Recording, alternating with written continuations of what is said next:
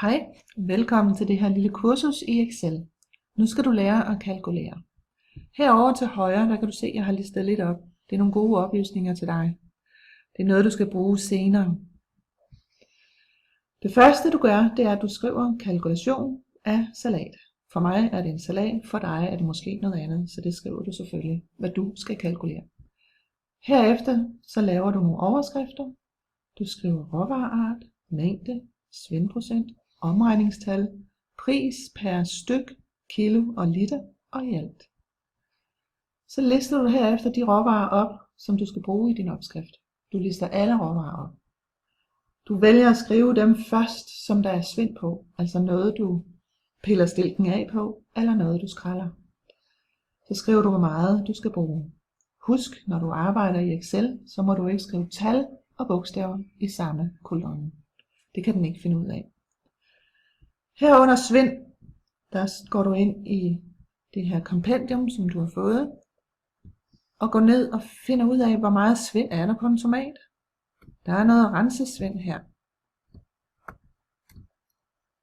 Så går du ned og finder grøntsager og finder tomat. Der er mellem 0 og 2%. Du går tilbage til dit Excel-ark, og så skriver du tallet 2, og i den næste celle skriver du procent.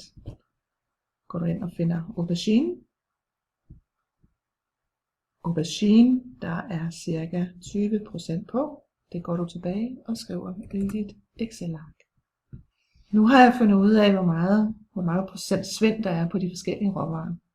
Det har jeg listet op her. Bemærk, at der står tallet 0 og 0. Det er fordi, der ikke er noget svind på æbleeddike og rapsolie.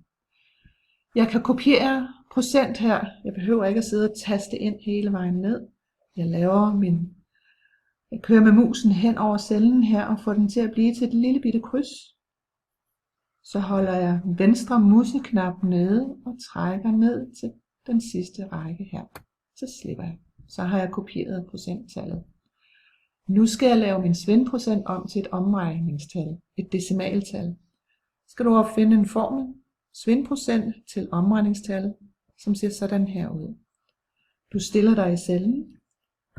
Du skriver er lig med. Nu ved dit Excel-ark, at Excel-arket er blevet til en lommeregner. Skriver du tallet 100. Skriver du divideret med, siger parentes begynd. Skriver 100 igen. Og minus, det er helt almindelig bindestreg, og klikker på tallet 2. Og shift og parentes slut. Og så trykker du på enter. Så stiller du dig heroppe i cellen. Nu har du simpelthen lavet 2% om til et decimaltal, der hedder 1,020408. Det smarte ved Excel er, at du nu kan kopiere formlen. Det gør du ved at stille dig her, så det bliver et lille kryds. Trykker venstre museknap nede, holder den nede og trækker ned med musen og slipper. Så har den simpelthen selv hentet tallene ind og ved nu, hvad omregningstallet er dernede af. Der bliver tallet 1 her på de råvarer, der ikke er svind på. Nu skal du ud og handle. Det gør du på den her hjemmeside. Du går på nettet, søger i søgefeltet equipro.dk. Hjemmesiden ser sådan her ud. Du går ned i bunden og finder det, der hedder Sandbox. Det er her, elever kan gå ind og finde priser. Du klikker dig ind på den første her. Du skal logge ind. Log ind. Det gør du ved at skrive elev@equipro.dk. Kodeordet, det er elev 2011. Så logger du dig ind. Skriver du tomat, det var din første råvare, du skulle finde. Går du ned og finder en pris. Der er en stykpris her, der hedder 1,75. Det går du ind og skriver i dit Excel-ark. 1,75 over i den næste celle og skriv kroner per styk, for det er en stykpris, du har med at gøre her. En aubergine. Igen går du på nettet, går op i søgefeltet, skriver aubergine og finder ud af, at aubergine koster 7,5 kroner per styk. Det skriver du så i dit Excel-ark.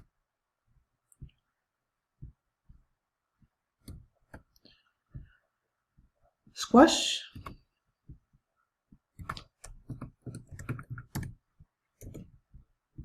£5,5 per styk. Det skriver du igen i dit Excel-ark.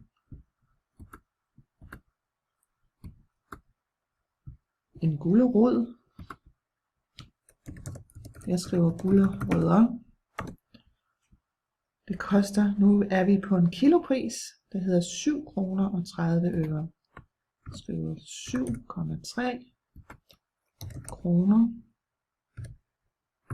per kilo. Bemærk, at jeg har lavet 60 gram om her til en kilo til kilo, og det er jo 0,06 kilo. Æbleeddike, der skulle jeg bruge 2 spiseskefulde, og 1 spiseskefuld flydende væske er ca. 15 ml. Det er 0,03 liter. Jeg skal ud og finde en literpris. Jeg skriver æbleeddike. Jeg finder en forholdsvis dyr eddike. 250 milliliter, det er en kvart liter. Den koster 98 kroner. Det laver jeg lidt frisk om til en literpris. Siger 4 gange 98, det er 392 kroner per liter.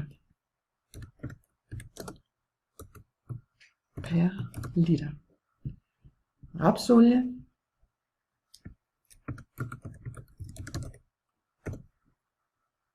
Det ved den ikke. Jeg skriver olie og finder ud af, at jeg kan købe 10 liter. Det du skal her, det er at finde en pris. Og det nemmeste, det er at regne liter. Så vi laver frisk den her pris om til en literpris. Når 10 liter koster 106, så koster 1 liter 10,78.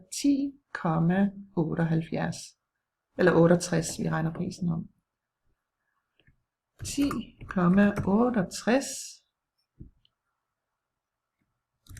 kroner per liter.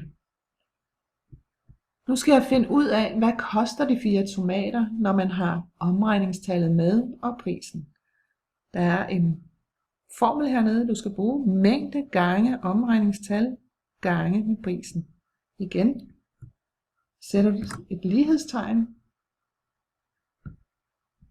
Du klikker på tallet 4, trykker stjerne, taster her, trykker på gange igen, stjerne, og klikker her på 1,75 og trykker enter.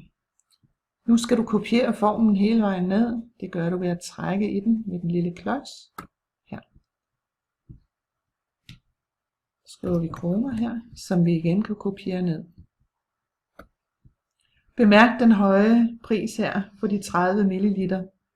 Det er en dyr eddike.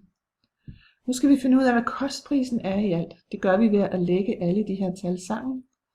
Man stiller sig heroppe i den her celle, trykker på Shift og pil ned, og trykker på pilen ned, indtil du rammer kostpris i alt, og så går du herop og trykker på autosum, og finder ud af, at prisen er 36 kroner og 28 øre.